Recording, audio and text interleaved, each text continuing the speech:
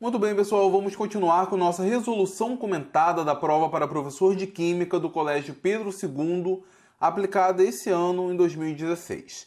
Na parte anterior, nós vimos as 5 primeiras questões resolvidas e agora vamos resolver mais 5 questões, começando pela questão de número 6. Uma amostra de 8 gramas de hidróxido de sódio impuro foi dissolvida em água e seu volume levado a 1 litro em balão volumétrico. Dessa dissolução, 50 ml foram titulados por 32 ml de HCl, 0,5 mol por litro. O grau de pureza da amostra era de... uma questão bem simples, a estequiometria básica envolvendo pureza e um pouco aqui de titulação. Nós temos 8 gramas de NaOH, porém são 8 gramas impuro, né? Não temos exatamente 8 gramas de hidróxido de sódio, vamos ter com certeza um pouco menos. Isso daqui foi dissolvido em 1 litro de solução, e nesse 1 litro de solução nós pegamos uma alíquota, pegamos 50 ml da solução de NaOH. Isso daqui foi titulado com HCl, e o ponto de equivalência foi atingido quando foram gastos 32 ml de HCl com concentração 0,25 mol por litro. Nós sabemos que o ponto de equilíbrio ocorre quando o número de mols de H3 ou mais é igual ao número de mols de OH-. Bom, o número de mols de H3 ou mais é igual à concentração de HCl, nesse caso, a concentração de H3 ou mais, vezes o volume gasto de HCl. Isso daqui vai ser igual ao número de mols de OH- presentes nesse determinado volume, presentes em 50 ml de solução. Se eu jogar aqui os valores, a concentração de HCl é 0,25, o volume é 32, vamos manter 32 ml mesmo, porque o resultado aqui vai dar em milimol. Isso daqui é igual ao número de mols de OH-, isso daqui é igual a 0,25 vezes 32, vai dar 8 milimol de NaOH. Essa é a quantidade de mols presentes em 50 ml de solução de NaOH. Então, nós podemos dizer que a concentração de NaOH que foi titulada é igual ao número de mols de NaOH, 8 milimol, dividido pelo volume ml, 50 ml. O M cancela com M, 8 dividido por 50 nos dá uma concentração de 0,16 mol por litro. Isso daqui significa que em 1 litro de solução, que foi o volume inicial, nós temos, na verdade, dissolvidos 0,16 mol de NaOH. Esse 0,16 é a parte pura de NaOH. Dentre os 8 gramas de NaOH impuro que nós dissolvemos, ali nós temos 0,16 mol, que de fato é NaOH. Basta então passar esse 0,16 mol para gramas. Nós sabemos que 1 mol de NaOH é a massa do sódio, mais a massa do oxigênio, mais a massa do hidrogênio. Isso dá 40 gramas. 0,16 vai dar X, nesse caso, X vai ser igual a 6,4 gramas de NaOH. Isso daqui de fato puro, porque foi verificado através da titulação. Então, dentro daqueles 8 gramas adicionados, apenas 6,4 gramas são de fato de NaOH. O percentual de pureza disso é simples de a gente obter. Nós podemos escrever que 8 gramas é 100% da massa que eu tenho. 6,4 gramas correspondem a quantos por cento? Nesse caso, Y vai ser igual a 80%. Portanto, essa é a pureza de NaOH. E dentro das alternativas que nós temos, 80% é a alternativa D. Como disse, é uma questão bem simples, é uma questão de estequiometria básica, envolvendo um pouco ali de conhecimento de titulação. Vamos então para a questão 7. A questão 7 diz que a nitroglicerina é um líquido oleoso de cor amarelo pálido, muito sensível ao impacto. É um dos explosivos mais fortes que existem. Sua decomposição ocorre conforme mostra a equação a seguir. Nós temos aqui então 4 mols de nitroglicerina, formando 6 mols de N2, 12 mols de CO2, 10 mols de água no estado gasoso e 1 mol de oxigênio molecular. O ΔH é menor do que zero. Sobre os possíveis motivos que justificam seu alto poder explosivo, foram feitas as seguintes afirmações. Afirmativa 1. A energia de ligação entre os átomos de nitrogênio, assim como entre carbono e oxigênio, e entre hidrogênio e oxigênio, são muito fortes.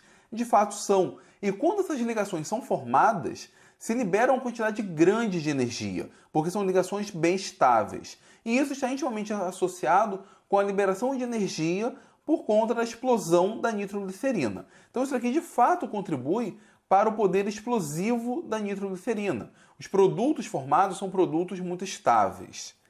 Além disso, afirmativa 2. Os produtos gasosos aumentam a pressão, consequentemente seu poder destrutivo. Verdade. Nós temos uma grande quantidade de gases formados rapidamente, com uma temperatura bem elevada, e isso faz com que esses gases se expandam com muita facilidade, e isso está associado diretamente ao poder destrutivo da nitroglicerina. Então, a alternativa 2 está correta. Afirmativa 3. O aumento do grau da desordem do sistema torna a equação altamente favorável, em acordo com a segunda lei da termodinâmica. É bem claro isso, nós temos uma quantidade grande de mols de produtos formados, e mais ainda, mols de produtos no estado gasoso. Isso aumenta muito a entropia do sistema e é favorável para o processo caminhar nessa direção. Se alguém tiver alguma dúvida no que diz respeito à discussão sobre a entropia, sobre a segunda lei da termodinâmica, tem uma aula aqui no canal, eu vou deixar o link na descrição. Então a afirmativa 3 também está correta. Afirmativa 4, processos endotérmicos liberam grande quantidade de energia. Isso aqui nem parece ser uma afirmativa para uma prova para professores. É óbvio que processos endotérmicos não liberam energia, na verdade, eles absorvem. Um aluno do ensino médio sabe disso, quanto mais o candidato ao Pedro II. Então, as afirmativas corretas são 1, 2 e 3, e de fato nós temos essa opção, é a opção C. De cara, só olhando a afirmativa 4, que nós sabemos que está errada, poderíamos cancelar a alternativa B e a alternativa D, ficando então entre a A e a C, discutindo apenas o segundo ponto. Bom, essa aqui é a questão 7, já foi, vamos agora para a questão 8. Numa solução, a concentração hidrogeniônica, ou seja, a concentração de H3 ou mais, é 91 vezes maior do que a concentração hidroxiliônica, a concentração de OH-. O pH desta solução é... Bom, vamos fazer o cálculo do pH. Para isso, eu preciso saber a concentração de H3 ou mais. É bem simples. Eu sei que Kw é igual à concentração de H3 ou mais vezes a concentração de OH-.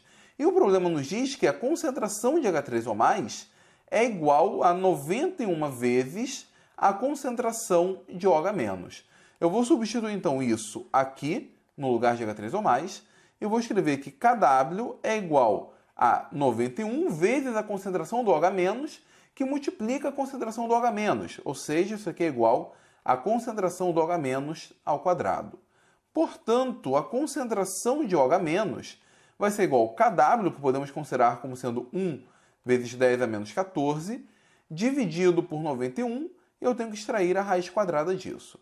Fazendo essa conta, que na hora seria um pouco chato, precisaríamos trabalhar um pouco esses valores, mas utilizando a calculadora fica bem simples. A raiz de 1 vezes 10 a menos 14 dividido por 91 é igual a 1,05 vezes 10 a menos 8. Se eu considerar que isso daqui é igual a 1 vezes 10 a menos 8, nós podemos assumir que o POH, que é igual ao menos log da concentração do OH-, então nesse caso seria o menos log de 1 vezes 10 a menos 8, vai dar 8. Isso leva a um pH igual a 6. Afinal, POH mais pH é igual a 14 dentro dessas condições trabalhadas. Então, o pH da solução é igual a 6 e isso nos dá como certa a alternativa B. Bom, a questão 8 foi bem simples, principalmente se pudesse usar a calculadora. Não usando a calculadora, precisaríamos trabalhar um pouco com esses números. Vamos avançar. Questão 9. No caso de um acidente nuclear, é aconselhável tomar comprimidos de iodeto de potássio, pois ajudam a proteger a glândula tireoide. De fato, a tireoide metaboliza iodeto. Bom, as alternativas nesse caso já está pré-marcada, mas vamos discutir aqui a lógica. Assinale a opção que justifica esta afirmativa. Iodo não radioativo tem a capacidade de neutralizar a radioatividade do iodo radioativo. Isso não é possível. O elemento radioativo não é neutralizado por um elemento não radioativo. Então, a alternativa A está errada. Iodeto de potássio agrega radicais livres à tireoide, diminuindo o efeito da radiação. Eu não sei se ele agrega radicais livres à tireoide, e mesmo se agregasse radicais livres à tireoide, eu também não sei o que isso contribuiria para ajudar os efeitos da radiação. A alternativa D, porque a C já está pré-marcada, a alternativa D. Iodeto de potássio é uma medicação que ativa o sistema imunológico. Mesmo que ele ative o sistema imunológico, eu também não sei, isso não iria contribuir contra os efeitos da radiação em si. A alternativa C, que é a única coerente aqui, a tireoide fica saturada de iodo não radioativo, o que impede a sua contaminação. Então, se a tireoide ela trabalha com iodeto, se a gente ingere uma grande quantidade de iodeto, ela metaboliza esse iodeto, ela agrega esse iodeto e acaba não trabalhando, não utilizando o iodeto radioativo. Então, é bem razoável a alternativa C, que de fato é a correta. Vamos então agora para a última questão, a questão 10. Com foco no desenvolvimento de tecnologias voltadas para a solução de problemas ambientais gerados pela industrialização, muitos estudos de catalisadores e rotas reacionais são feitos a fim de reduzir ao máximo a emissão de gases poluentes. O esquema a seguir apresenta um importante mecanismo de reação que visa a utilização de etanol para a oxirredução de gases tipo NOx. Então, a 200 °C, nós temos esse ciclo reacional, na verdade, temos essas várias etapas reacionais, e aqui nos pergunta o número de oxidação do carbono carbonílico da espécie intermediária, essa daqui, e as possíveis cargas formais do nitrogênio na espécie NCO- são, respectivamente. Bom, primeiro vamos montar essa estrutura, isso aqui nada mais é do que C, que se liga a C dupla O H, e aqui H3, isso aqui é o etanol, ele quer saber o NOx do carbono carbonílico, ou seja, desse carbono. É muito simples determinar o NOx de um composto orgânico. Bom, olhamos esse carbono aqui, em relação ao outro carbono, ele não ganha nem perde elétrons. Por quê? Dentro do contexto de NOx, nós consideramos esses átomos de carbono como tendo a mesma eletronegatividade. Então aqui ele não ganha nem perde elétrons, então a contribuição de NOx com essa ligação é zero. Agora, desse carbono com esse hidrogênio, o carbono é mais eletronegativo que o hidrogênio. Então, caso essa ligação viesse a ser rompida, o elétron do hidrogênio ficaria com o carbono. Então aqui nós temos uma contribuição de -1. Agora, com o oxigênio, nós temos uma ligação dupla. Em cada uma dessas ligações, o carbono perde um elétron para o oxigênio. Por exemplo, caso essa ligação fosse rompida, o oxigênio ficaria com esses elétrons do carbono. Então aqui nós temos NOx mais 2. O NOx total, então, para esse carbono vai ser 0 mais 2 menos 1. Isso aqui nos dá um NOx de mais 1. O balanço de elétrons que ele pode ganhar e que ele pode perder vai ser no líquido como se fosse a perda de um elétron. Então, NOx para ele é mais 1. E pede também para calcular as cargas formais do NCO, as possíveis cargas formais. Primeiro, nós precisamos fazer a estrutura de Lewis para essa molécula. É bem razoável imaginar que ela seja uma molécula linear. Então, nós temos aqui nitrogênio ligado a carbono, ligado a oxigênio. Bom, como que a gente faz a estrutura de Lewis? Primeiro, a gente pode somar todos os elétrons da camada de valência. Nós temos 6 no caso do oxigênio, 4 no caso do carbono, 5 no nitrogênio. Eu esqueci que tem uma carga negativa. Então, mais um elétron devido a essa carga negativa, temos um total aqui de 16 elétrons. Com essa configuração, eu já gasto 4 elétrons. Porém, com os 12 elétrons que sobram, então um total de 16, já gastei 4, eu não consigo completar o octeto de todos os átomos. Na verdade, o ideal seria considerar duas duplas ligações aqui. E nesse caso, eu tenho 16 elétrons, gastei 8 elétrons para fazer essas 4 ligações, vai sobrar 8 elétrons que eu vou distribuir, colocando 2 nesse nitrogênio, 2 pares, aliás, e 2 pares no oxigênio. Então, todos aqui têm 8 elétrons na camada de valência. Essa é, portanto, uma das estruturas de Lewis possível, mas não é a única. Nós podemos fazer algumas alternâncias. Já vimos que um total de 4 ligações possibilita com que os 3 átomos tenham 8 elétrons na camada de valência. Então, uma estrutura de Lewis alternativa a essa poderia ser o carbono, fazendo uma ligação tripla com oxigênio e fazendo uma ligação simples com o nitrogênio. Eu tenho ainda 8 elétrons a serem distribuídos, eu vou colocar 2 aqui, eu vou colocar 6 sobre o nitrogênio, portanto, eu tenho todos os elementos com o octeto completo. E uma terceira estrutura já seria a ligação tripla com o nitrogênio e uma ligação simples com o oxigênio. Nesse caso, seriam 2 elétrons no nitrogênio e 6 elétrons não ligantes no oxigênio. Então, essas são as 3 estruturas de Lewis possíveis. Uma delas é a mais viável, e isso a gente avalia pela carga formal. Para calcular a carga formal é bem simples. A carga formal vai ser igual o número de elétrons da camada de valência do átomo A menos o número de elétrons não ligantes sobre o átomo A menos o número de elétrons ligados do átomo A dividido por 2. Então vamos pegar, por exemplo, como ele quer saber a carga formal sobre o nitrogênio. Nesse primeiro caso aqui seria número de elétrons de valência, o nitrogênio é 5, menos o número de elétrons não ligantes, nesse caso são 4, menos o número de elétrons ligados. O número de elétrons ligados eu considero o par de elétrons da ligação. Então aqui nós temos 2, com 2, 4, isso daqui dividido por 2. Portanto, a carga formal do nitrogênio na estrutura 1, vou colocar aqui estrutura 1, a carga formal nesse caso vai ser 5 menos 4 menos 2, que é a mesma coisa que 5 menos 6, total menos 1. Eu vou fazer isso para todas as estruturas. No caso da estrutura 2, vai ser igual a 5 elétrons de valência, menos 6 elétrons não ligantes, menos 2 elétrons dividido por 2. Isso aqui é a mesma coisa que 5 menos 7, vai dar um total de menos 2. E na estrutura 3, nós temos 5 menos... Eu tenho apenas 2 elétrons não ligantes, então 5 menos 2, menos 6 dividido por 2. Isso aqui é igual a 5 menos 2 menos 3, que é a mesma coisa que 5 menos 5, que é igual a 0. Então, as possíveis cargas formais sobre o nitrogênio serão 0, menos 1 e menos 2. Uma forma fácil da gente determinar a carga formal olhando para o átomo, sem fazer essa conta, e isso só vale para elementos que obedecem ao octeto. Elementos em que a estrutura de Lewis deles tem 8 elétrons exatamente. Se esse elemento fizer um número de ligações natural dele, no caso do nitrogênio, o natural seria fazer 3 ligações. A carga formal sobre ele é 0.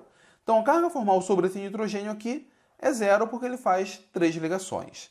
Se ele faz uma ligação a menos do que ele normalmente costuma fazer, é porque ele tem um elétron a mais. E se ele tem um elétron a mais, a carga formal sobre ele vai ser menos 1. Então, é por isso que aqui, quando o nitrogênio está fazendo 2 ligações, a carga sobre ele é menos 1. Nesse caso, o nitrogênio está fazendo 2 ligações a menos. Se ele faz 2 ligações a menos, porque ele tem 2 elétrons a mais. Então, a carga é menos 2. Caso ele faça 4 ligações e, portanto, uma ligação a mais do que ele deveria, é porque ele tem um elétron a menos. Então, nesse caso, a carga sobre ele é mais 1. Olhando esse esquema, a carga sobre o átomo de carbono, em todos os casos, vai ser 0, porque ele faz 4 ligações, o número de ligações que ele deveria. Nesse primeiro caso aqui, o oxigênio, ele está fazendo 2 ligações, que seria o que ele deveria fazer. A carga sobre ele é 0, e deveria ser 0, porque o somatório das cargas formais tem que dar a carga da espécie. A carga da espécie é menos 1. Então, nesse caso, só poderia ser 0 sobre esse oxigênio. Esse oxigênio aqui está fazendo uma ligação a mais do que ele deveria. Se ele faz uma ligação a mais do que ele deveria, está fazendo 3, quando deveria fazer, na verdade, 2, a carga sobre ele é positiva, é mais 1. E deveria ser mais 1, porque menos 2 mais 1 vai dar menos 1.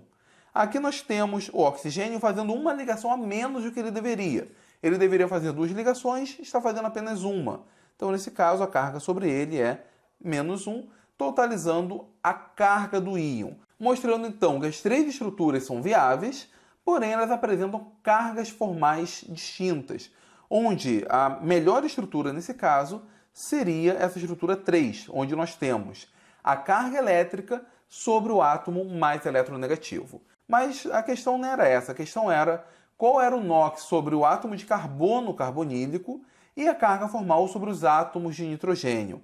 Então, olhando as alternativas, nós temos como a correta a alternativa A, porque o nóxido carbono carbonílico é mais 1. De cara, eliminaríamos a C e a D. E as possíveis cargas formais sobre o nitrogênio são -2, -1 e 0. Bom, pessoal, com isso então nós vimos 5 questões da parte de hoje. Foram questões bem fáceis, mais fáceis do que da parte anterior. Vamos ver então na próxima parte, na parte 3, como serão as próximas 5 questões. Só lembrando, caso você queira se preparar para os vários concursos que tem aí abertos ou em andamento pelo Brasil, vocês podem contratar uma aula particular comigo ou assinar o meu curso de Química Geral. Como eu sempre falo, um curso bem completo. Envolve toda a parte de Química Geral 1, Química Geral 2. Boa parte do que a gente encontra nessas questões de concurso, eu explico lá no meu curso. O valor dele está bem acessível. Inclusive, eu deixei uma playlist aqui no canal, vou deixar o link também, para que você tenha acesso às primeiras aulas de cada módulo, para que você veja como é o curso, se ele te agrada, se não te agrada, mas eu tenho certeza que vocês irão gostar. Bom, se gostaram desse vídeo, então por favor, dê o seu like, compartilhe em suas redes sociais, se for novo por aqui, se inscreva no canal e até a próxima.